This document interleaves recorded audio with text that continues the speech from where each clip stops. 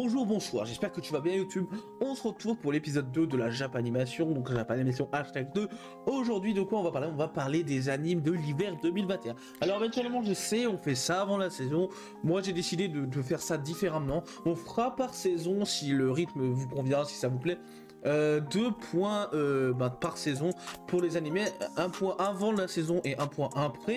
Et dans le premier point, je ferai mes recommandations, et dans le second point, je vous donnerai mes choix, mes coups de cœur, mes coups de gueule et ce que je regarde de manière classique. Donc à travers de cette vidéo, on va parler donc d'une dizaine d'animes d'hiver 2021 que j'ai divisé en 2 parties. On aura d'un côté les nouveautés, donc on va en parler tout de suite, avec nouveautés avec un S bien entendu, et de l'autre côté les suites, forcément quelque chose qu'on aimait déjà, qui va revenir, donc ça va être assez bien. Sans plus tarder, on va commencer par les nouveautés tout de suite. On va commencer tout de suite par Mushoku Tensei, donc un petit anime qui est sorti le 10 janvier 2021, qui est disponible sur Wakanim, qui regroupe comme genre isekai, drame, action, aventure, comédie, fantasy, ecchi et romance. Donc on y suit l'histoire d'un net qui vient de se faire chasser de chez ses parents.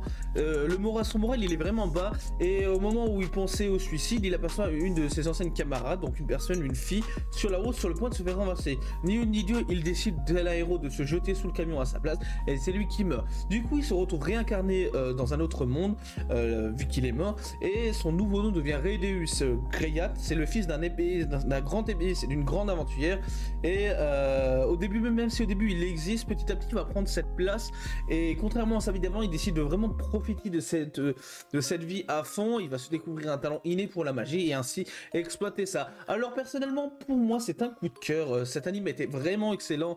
Ça m'a un peu fait j'étais vraiment fâché avec le genre isekai, et là c'est une sorte de renouveau. Il apporte rien de nouveau à ce genre, même si je trouve qu'il est un peu frais, je sais pas, je trouve ça un peu plus, ça va peut-être plus loin qu'un isekai. On n'essaie pas de raconter un isekai banal, on essaye vraiment de faire start un personnage d'enfant à adulte. En fait, il va progresser tout le long de l'anime, et c'est vraiment très intéressant. On va le voir d'abord apprendre ses pouvoirs de magie, avoir un prof, ensuite avoir ses premières relations, parce qu'il va savoir que tu as son passé, il va être très timide envers les autres, tu vas vraiment du mal à aller vers les autres, car dans son passé d'homme décédé, d'homme de 40 ans, avant qu'il meure, il était torturé, vraiment c'était la victime de son lycée, donc vraiment c'était très difficile. Donc c'est mon coup de gueule, c'est mon coup de cœur de cette saison.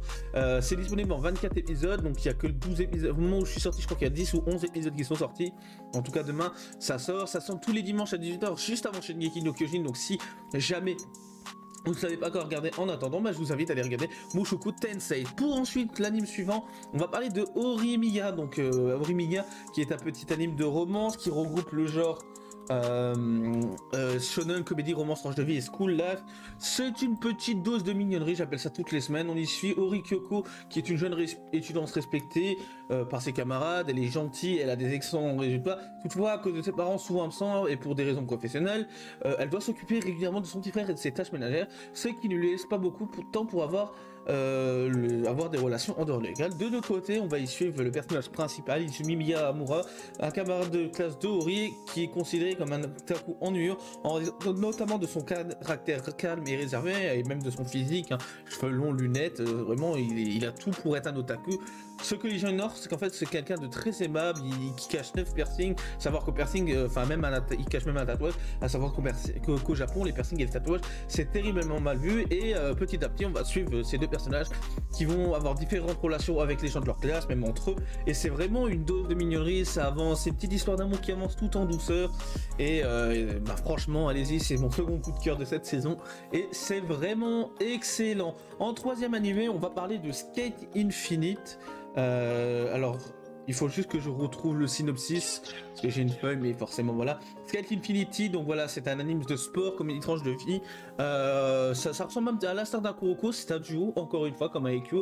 On y suit donc Reiki, un jeune fan de skate, un lycéen fan de skate, et notamment de la course S, qui est une course qui est sans règles dans une mine abandonnée. Renga, qui est de retour au Japon, donc Renga c'est un second personnage qui est un excellent snowboarder et qui revient du Canada, se retrouve lui aussi impliqué dans les courses, dans la course S, alors qu'il n'a jamais pratiqué de skate de sa vie. Et ces deux personnages, on va voir que Reiki, bon, il a un talent inné pour tout ce qui est mécanique de skate, là où son Renga a un talent inné pour le snowboard qu'il va pouvoir appliquer à nouveau dans le skate. Donc c'est vraiment c'est très frais, c'est très coloré, contrairement, enfin non, les autres animes sont aussi colorés, mais vraiment c'est très coloré, c'est très rythmé, ça va vite, on s'ennuie pas. J'ai pas encore fini l'anime personnellement, je me le garde de côté un petit peu. C'est disponible en 12 épisodes sur Wakanim, d'ailleurs je ne l'ai pas précisé, mais Orimiga c'est aussi disponible sur Wakanim en 12 épisodes, ça se finira donc à la fin de cette saison. Et voilà, c'est très bien. Ensuite, un anime que je n'ai pas encore regardé, c'est Wonder Egg Priority. J'en entends beaucoup de bien autour de moi, donc on va y suivre le quotidien de Ayoto, une adolescente de 14 ans qui entend soudainement une mystérieuse voix qui l'appelle, tandis qu'elle se promène dans une ville dans l'année après qu'on lui ait remis un œuf, enfin après que la voix lui ait remis un œuf, la voix lui fait comprendre que pour changer son futur, elle va faire des choix dès maintenant. Donc voilà, ça a l'air d'être, je crois que c'est un anime, donc bah, ça regroupe forcément drame, tranche de vie, school life, donc ça a l'air d'être un petit drame assez sympa. C'est disponible en 12 épisodes, je ne l'ai pas encore regardé, donc c'est pas un coup de cœur ni un coup de gueule. Et puis voilà, et enfin le dernier qui est un coup de gueule, j'ai détesté ça, j'ai regardé 3 épisodes, j'ai dit nique sa mère, plus jamais je regarde ça, c'est Redo no Healer. Tout le contraire de Mushoku Tensei, j'ai envie de dire, c'est un isekai somme toute classique, même extrêmement violent, un peu trash, peut-être même sur les bords. Ça regroupe seinen, action, aventure, drame, fantasy, ecchi et roman. Donc comme je vous ai dit, c'est un drame. Donc on va suivre suite à l'apparition d'une marque sur la main de Kaieru. Ah non, c'est pas un isekai, excusez-moi, je dis des conneries. Suite à l'apparition d'une marque sur la main, Kaieru, un jeune paysan, devient du jour au lendemain un héros guérisseur, exploité sans arrêt par les autres héros et par son propre royaume. Il est drogué, humilié et abusé sexuellement. Donc voilà, on va un peu s'amuser. Rappelez-moi de mute, de plus redire ce mot. Donc pour le mot que j'ai dit juste avant, on va appeler ça AS, jusqu'au point d'être brisé. Il est brisé, il ne peut plus rien vouloir d'autre que la vengeance. Grâce à ses pouvoirs, poussé à leur paroxysme, il devient capable de faire repousser ses membres, ou à l'inverse de faire pourrir les corps des adversaires instantanément. Cherchant désormais à prendre sa revanche, il réussit à remonter le temps 4 ans auparavant, avant qu'il subisse tout ça, le jour exact où sa marque est apparue, et dès lors le jeune homme compte bien faire subir un véritable enfer à tous ceux qui l'ont humilié, AS et drogué, afin de se venger. Donc c'est un anime qui était vendu comme un anime trash, donc ça a l'air d'un premier vue d'être très sympa, c'est un gars qui va se venger et tout. Et en fait c'est simplement un boulard japonais qui n'assume pas d'être un boulard japonais, c'est une véritable daube. Tous les épisodes c'est juste chaque épisode c'est juste un justificatif pour profiter, pour abuser pour AS un petit peu. Donc vraiment c'est juste à dodge, et c'est vraiment pas un anime que je recommanderais, c'est mon coup de gueule de la saison. On va maintenant passer à la partie suite, hein. D'abord je vais juste vous conseiller notre manga sans vous énoncer le synopsis. Donc So I'm a Spider, So What, Kemono Indécent ou 2.43, Seinku, Denshi ou Volet tiré du 6 bout. Donc voilà, ces 3 animes très chill. So I'm a Spider, contrairement à ce qu'on pourrait croire, ce n'est pas une pâle copie de moi quand je me réincarne dans le flag. Non, c'est un pur seinen, donc vraiment allez-y. Et 2.43, c'est avant d'être un manga de sport, c'est un manga tranche de vie. Pensez-y avant d'y aller. Je l'ai pas dit, mais Redo no Healer, je sais pas où c'est disponible, je l'ai pas trouvé, et il me semble que Wonder Egg Priority c'est disponible en 12 épisodes, enfin je sais pas le nombre d'épisodes, excusez-moi, c'est disponible sur Wakanim. On va parler maintenant des suites. Alors là on n'a pas beaucoup parlé de Wakanim, hein, parce que forcément les nouveautés en général, les grosses nouveautés sont chez Wakanim, mais les suites sont principalement chez Crunchyroll, et on va tout de suite en parler avec moi quand je me réincarne en slam, qui est mon coup de cœur de cette saison. Je pensais pas, parce que faut savoir que j'ai mis énormément de temps à regarder la saison 1, et la saison 2, mon dieu, qu'est-ce que c'est délicieux. À l'heure où je tourne, il n'y a que 10 épisodes, et toutes les semaines, j'en peux plus d'attendre. On va y suivre donc, je pense que vous savez un peu le synopsis, on va y suivre un adulte, je crois, il a 30 ans, qui se fait assassiner et qui se retrouve réincarné. Pendant sa mort, il va énumérer plusieurs choses, comme ne pas ressentir la douleur, etc. Combler son appétit et son envie, et du coup, il va se faire réincarner en slime, la créature la plus insipide qui soit. Mais cette créature, elle est invincible, intuable, et en plus, elle possède le talent dévoreur qui lui permet de dévorer des choses et d'absorber tous les traits terre à terre qui sont liés à ça. Petit à petit, il va se lier d'amitié avec un dragon qu'il va absorber selon la requête de ce dragon, et donc il va devenir surpuissant ce slime. C'est très intéressant parce que même si c'est un isekai et que je n'aime pas ça, donc ça regroupe shonen, comédie, romance, tranche de vie, school life et isekai, ce slime va vraiment battre des gros monstres petit à petit et former ce qu'on appelle une sorte de société qui tourne autour des monstres, et c'est vraiment ce côté formation de société qui est vraiment intéressant. Franchement, j'ai vraiment très apprécié et je vous le recommande chaudement.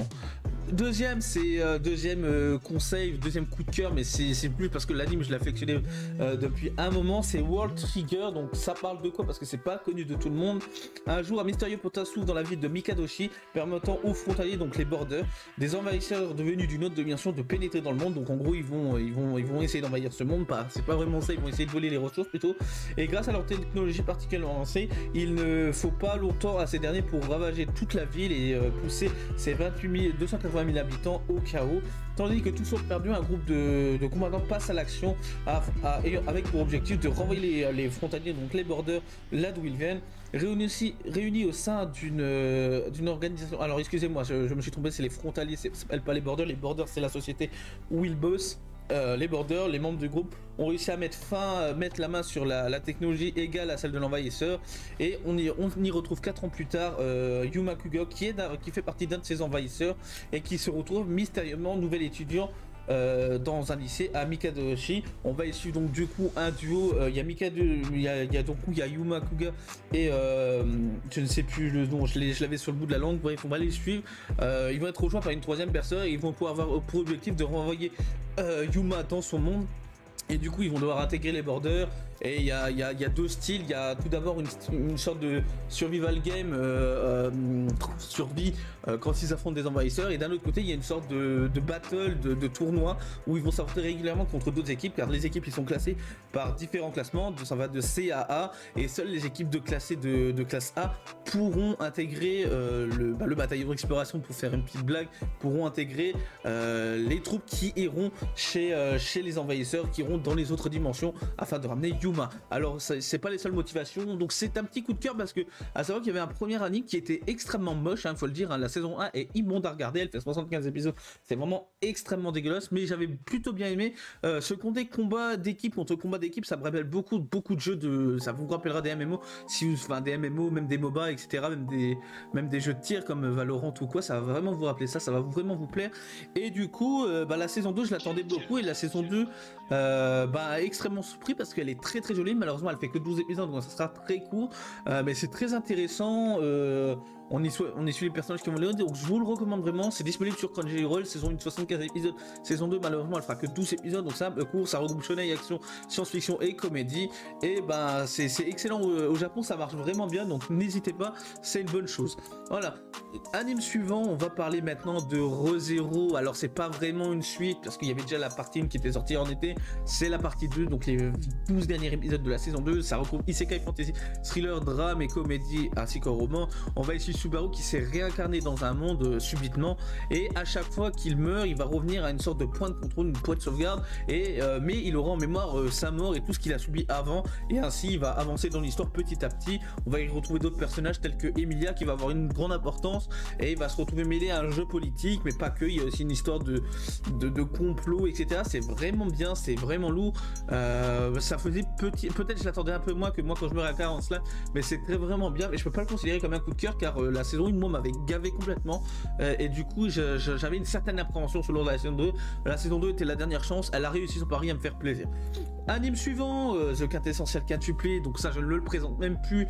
On y suit donc je ne sais plus le nom du personnage, alors excusez-moi, je vais aller chercher dans le synopsis parce que voilà, sinon c'est pas drôle. Donc c'est un anime qui regroupe shonen, comédie, romance, school life. La saison 2 est disponible en 2 épisodes aussi sur Crunchyroll. On va essayer de Futaro, voilà c'est ça, qui cherche un petit travail car sa famille elle est dans le besoin. Et il se retrouve donc prof de 5 filles qui sont des quintuplés. Elles vont lui faire voir de toutes les couleurs avant de l'accepter comme prof. Et on y suit la partie 2 de la saison où chacun des personnages, on va dire, a développé différents sentiments envers le prof ou envers les élèves. Et donc on va suivre un petit peu ce concours de qui va réussir à avoir Futaro dans son cœur. Donc celle-là c'est disponible en 2 fois 12 épisodes, la saison 2 est encore en cours.